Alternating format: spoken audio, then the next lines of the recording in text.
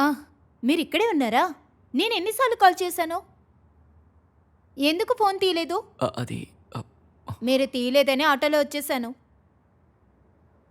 ఈరోజు సరైన పని. అస్సలు రెస్ట్ లేదు. గౌరీ అనే అమ్మాయి.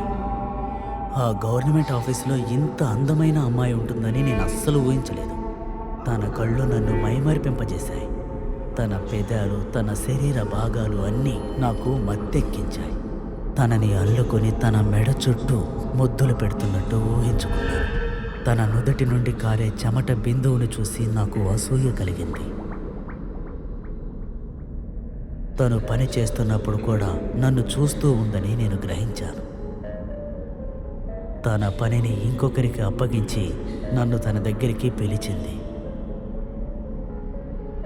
చేతిలో ఉన్న సర్టిఫికేట్నిచ్చేటప్పుడు నేను తన చేతుల్ని మృదువుగా తాకాను. తను నా కళ్ళల్లోకి చూసి తన బంగారు గొలుసుని సరిచేసుకుంటున్నట్టు నాకొక భంగిమని చూపించింది.